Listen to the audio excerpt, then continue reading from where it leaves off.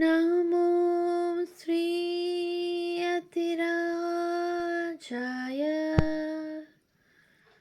বিবেকানন্দসূরয়ে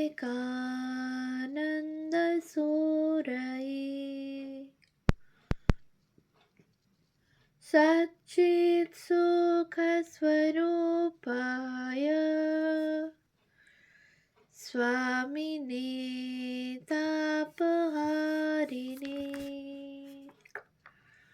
পূজনীয়া প্রব্রাজিকা মুক্তিপ্রাণা মাতাজির রচনা ভগিনী নিবেদিতা গ্রন্থ থেকে পাঠ।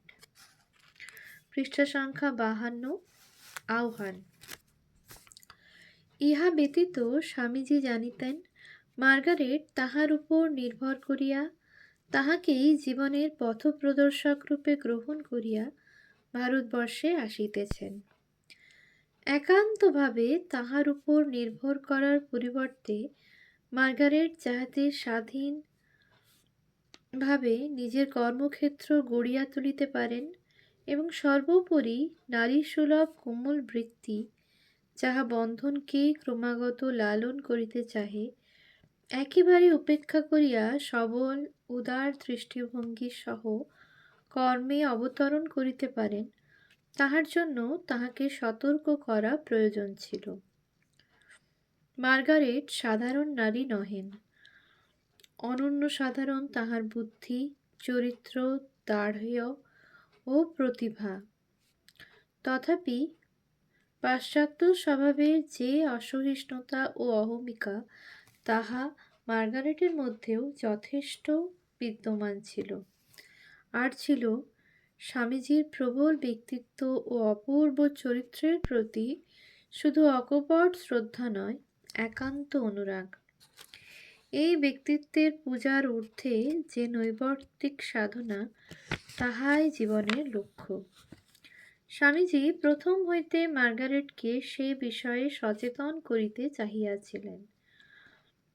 বড় অসুবিধা এই যে আমি দেখিতে পাই অনেকে তাহাদের প্রায় সবটুকু হৃদয় দিয়াই আমায় ভালোবাসা অর্পণ করে, কিন্তু প্রতিদানে কাহাকেও আমার সবটুকু দেওয়া চলে না, কারণ তাহা হইলে একদিনেই সমস্ত কাজ পণ্ড হইয়া যাইবে।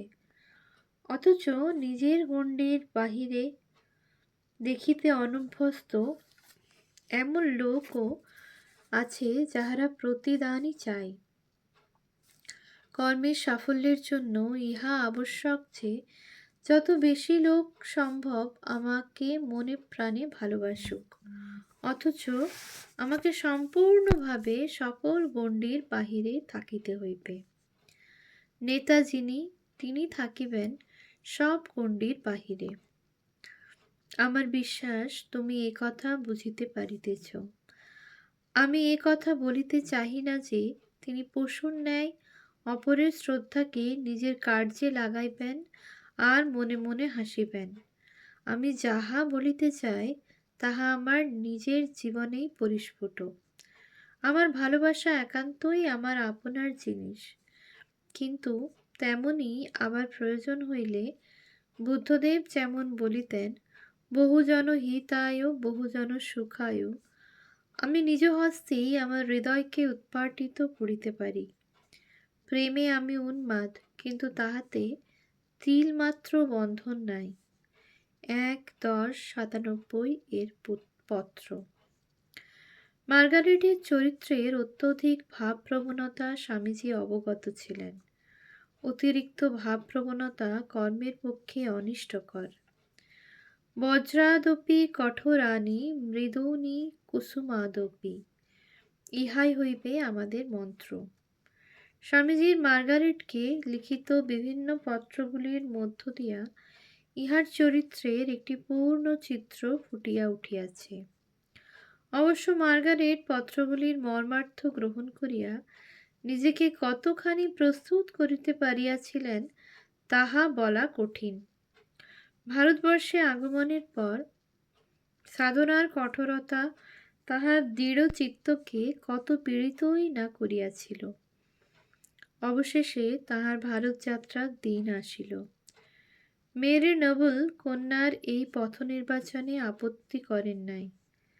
তিনি তো বহু পূর্বেই জানিতেন তাহার কন্যার ডাক একদিন আসিবে।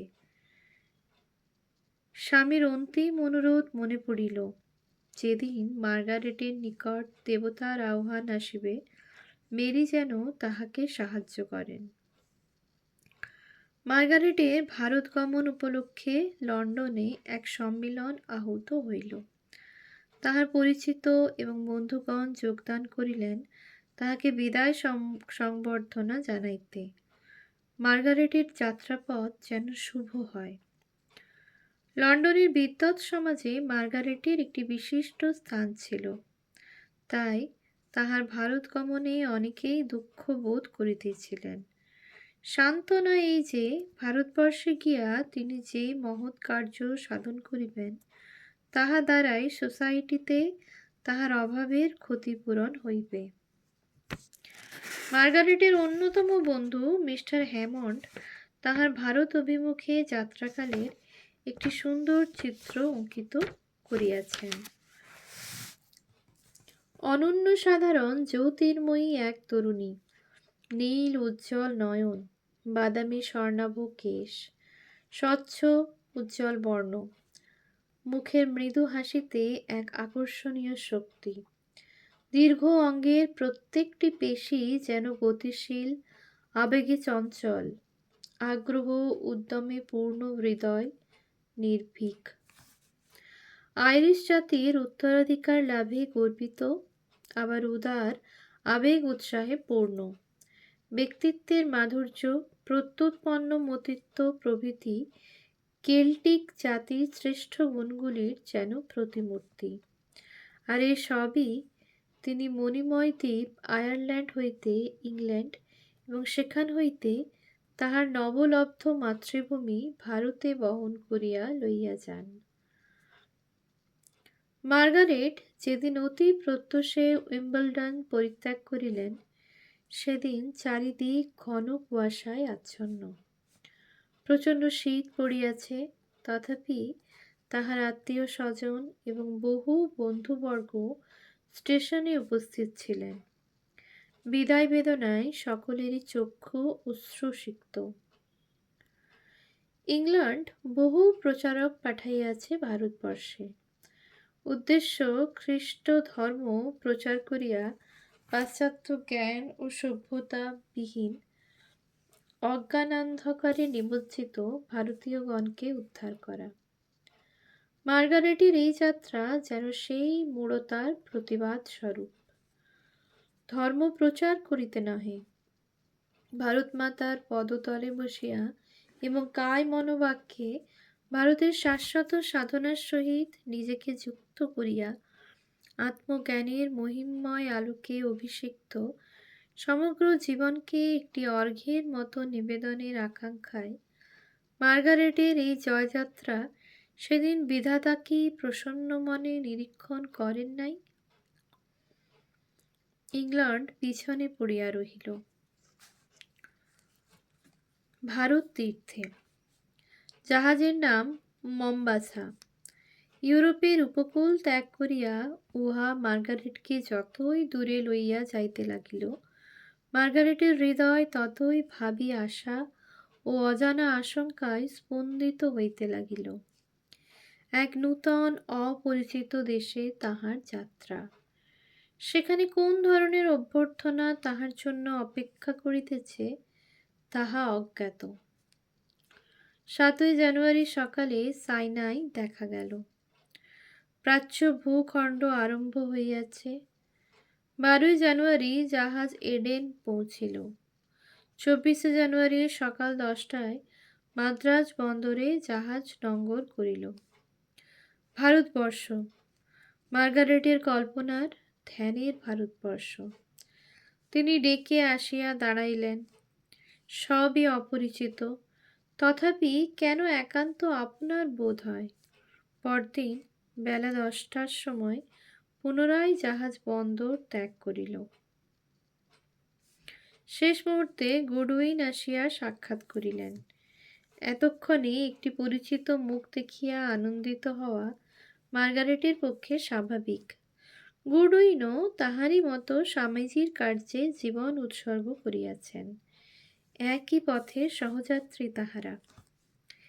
এবার মম্বাসার শেষ গন্তব্যস্থল কলিকাতা। সহসা মার্গারেট অত্যন্ত নিঃসঙ্গ বোধ করিতে লাগিলেন। ক্ষণিকের জন্য মনে হইল তিনি কি ভুল করিয়াছেন। কলিকাতার দু একজন ইংরেজ কর্মচারীর সহিত পত্র বিনিময় হইয়াছে, তাহারাও যথেষ্ট আশ্বাস দিয়াছেন, কিন্তু সে চিন্তা কিছুমাত্র সান্ত্বনা দিল না। কলিকাতায় তাহাকে একাকী থাকিতে হইবে। মিস মুলার ইতিপূর্বেই আসিয়াছেন, কিন্তু তিনি তখন আলমোড়ায়।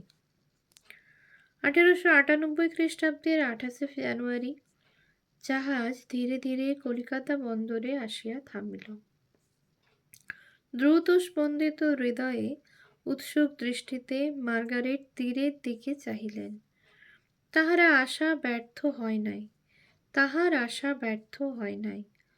মার্গারেটকে অভ্যর্থনা করিবার জন্য স্বয়ং স্বামী বিবেকানন্দ জেটিতে অপেক্ষা করিতেছিলেন। এতক্ষণে মার্গারেট সাহস ফিরিয়া পাইলেন। পূর্ব ব্যবস্থানুযায়ী মার্গারেট চৌরঙ্গী অঞ্চলে এক হোটেলে উঠিলেন। পরে মিস মুলার কলিকাতায় প্রত্যাবর্তন করিলে সম্ভবত তাহার সহিত একত্র অবস্থান করেন। স্বামীজীর পত্রে জানা যায়, মিস মুলার তাহাদের বাসের জন্য পূর্বেই এক বাড়ি ভাড়া লইয়াছিলেন। নূতন জীবন আরম্ভ হইল। স্বামীজী প্রথমেই বাংলা শিখাইবার ব্যবস্থা করিলেন। চৌরঙ্গী অঞ্চলে যে সকল ইংরেজ কর্মচারী ছিলেন, তাহাদের কয়েকজনের সহিত পরিচয় হইয়া গেল। প্রতিদিন সকালে প্রাতরাশের পর ইডেন গার্ডেনে ভ্রমণের সময় মিস্টার ম্যাকডোনাল্ড, মিস্টার আরবাথনট প্রভৃতি কেহ না কেহ সঙ্গী হইতেন। দ্রষ্টব্য স্থানগুলি দেখা হইল, মিউজিয়াম, ফোর্ট, বটানিক্যাল গার্ডেন ইত্যাদি। একদিন ক্যাথিড্রাল চার্চে গিয়া উপাসনায় যোগ দিলেন। তখনকার চৌরঙ্গী অঞ্চল বহু পরিমাণে জনবিরল, পরিষ্কার এবং সুসজ্জিত। চৌরঙ্গী ও ইংরেজ পল্লী দেখিয়া প্রকৃত কলিকাতা ও তাহার যথার্থ অধিবাসীগণের অবস্থা হৃদয়ঙ্গম করা সম্ভব ছিল না। পাশ্চাত্যবাসী কাহারও পক্ষে তাহার প্রয়োজনও ছিল না। কিন্তু মার্গারেট জানিতেন, এ দেশের কার্যের জন্য তাহার পক্ষে প্রয়োজন নেটিভ পল্লীগুলি সম্বন্ধে বিশেষ অভিজ্ঞতা। সুতরাং যেদিন কেহ সঙ্গে থাকিত না, একলাই ঘোড়ার গাড়ি করিয়া তিনি ওইগুলি আবিষ্কার করিতেন। এ দেশে ভাবী কর্মজীবনের জন্য আরও দুইটি বিষয়ের দরকার ছিল। প্রথম, বাংলা ভাষা আয়ত্ত করা। দ্বিতীয়, এদেশের শিক্ষাকার্য সম্বন্ধে মোটামুটি ধারণা। মার্গারেট প্রতিদিন বাংলা শেখায় নির্দিষ্ট সময় অতিবাহিত করিতেন।